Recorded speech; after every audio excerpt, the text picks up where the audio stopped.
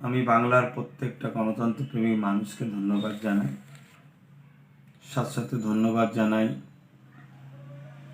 রাজ্যের তৃতীয়বার যিনি মুখ্যমন্ত্রী হয়েছেন মমতা ব্যানার্জিকে। মানুষের রায়কে ধন্যবাদ জানিয়ে মানুষ তেনাকে পছন্দ করেছেন। অতএব আমরা চেয়েছিলাম যে এমন একটা বাংলা, যে বাংলায় শিক্ষা, স্বাস্থ্য, কর্মসংস্থান, মানুষ হয়তো আমাদের উপরে বিশ্বাস না করে মমতা ব্যানার্জির উপর বিশ্বাস রেখেছেন, আস্থা রেখেছেন। তাই মানুষের বিশ্বাসকে আমরা ধন্যবাদ জানাই এবং ভাঙড়বাসীকে বিশেষভাবে ধন্যবাদ জানাচ্ছি যে আইএসএফ প্রার্থী নওশাদ সিদ্দিকীকে তেনাদের মূল্যবান ভোটটা দিয়ে জিতানোর জন্য। পাশাপাশি সংযুক্ত মোর্চার প্রত্যেকটা প্রার্থীকে যেখানে যেভাবে ভোট দিয়েছেন প্রত্যেকটা ভোটারকে আমি ধন্যবাদ জানাচ্ছি। এর পাশাপাশি অত্যন্ত দুঃখের সাথে আমি যেটা বলতে চাইছি, ভোট পরবর্তী রাজ্যের বিভিন্ন জায়গায় যে হিংসা চলছে, হিংসাটা অত্যন্ত দুঃখজনক। গণতন্ত্রের উৎসবে মানুষ নেমেছিল, সেই উৎসবে হার জিত থাকবে। আমরা হেরেছি, টিএমসি জিতেছে। স্বাভাবিক, টিএমসি পার্টিকে মানুষ পছন্দ করেছে। তাই টিএমসি পার্টির প্রত্যেকটা কর্মীদেরকেও আমি ধন্যবাদ জানাচ্ছি যে আপনাদেরকে মানুষ পছন্দ করেছে। নিশ্চয়ই আপনাদের কর্মকাণ্ড তেনাদের ভালো লেগেছে, তাই আপনাদেরও ধন্যবাদ।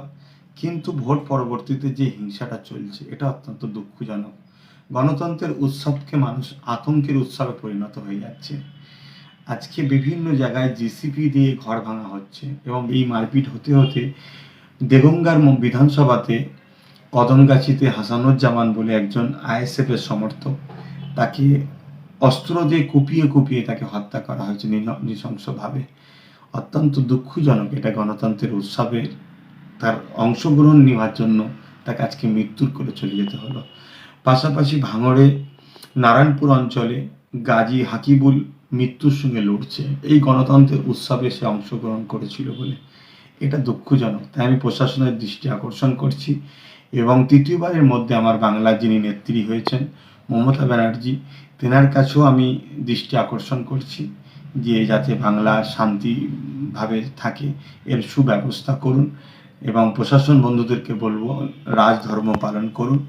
পাশাপাশি এই দুঃখ সময়, যে সময়তে একদিকে যেমন টিএমসি বন্ধুরা তেনারা আজকে জিতেছেন, আনন্দের বিষয়, অবশ্যই তেনাদের আনন্দকে আমি সাধুবাদ জানাচ্ছি।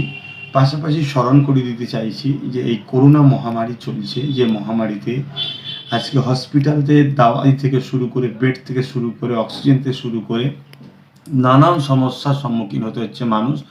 অর্থাৎ এত মানুষের করোনা হচ্ছে যেখানে ঠিকভাবে সমস্ত সুযোগ সুবিধা মানুষ দিয়ে উঠতে পারছে না, মেডিকেল ঠিকভাবে সেগুলো সাপ্লাই দিতে পারছে না, স্বাস্থ্য সেভাবে পরিচালনা ঠিকভাবে করতে পারছে না, রাস্তাতে মৃত্যুর মিছিল চলছে।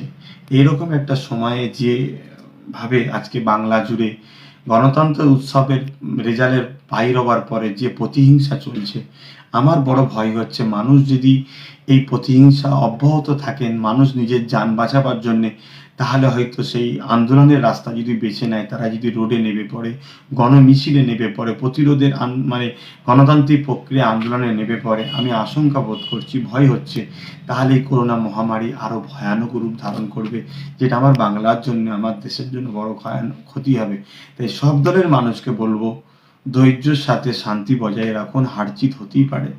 আপনারা জিতেছেন, আপনাদেরকে ধন্যবাদ জানাই। যারা হেরেছেন, গণতন্ত্রের মানুষের যে রায়, সেই রায়টাকে মাথা পেতে আপনাদেরও মেনে নেওয়া দরকার। তাই আপনারা উভয় শান্তিতে বসবাস করুন। সবাই তো আমরা দেশবাসী, সবাই তো আমরা পশ্চিমবাংলার নাগরিক, ভাই ভাই। একে অপরকে হিংসার সাথে মারপিট করা এটা গণতন্ত্রের উৎসবের বেখিলাফ। তাই আমি অনুরোধ করব আবার একবার প্রশাসন বন্ধুদের কাছে এবং রাজ্য সরকারের দৃষ্টি আকর্ষণ করব যে আপনাকে মানুষ বেছে নিয়েছে বাংলায় শান্তি বজায় রাখার জন্য। আপনার যেটা করা কর্তব্য সেটা আপনি করবেন, অবশ্যই করবেন আশা রাখছি। এবং প্রশাসন বন্ধুদের বলবো রাজধর্ম পালন করুন। সবাইকে আবার বলি শান্তি বজায় রাখুন, সবাই মিলেমিশে থাকুন।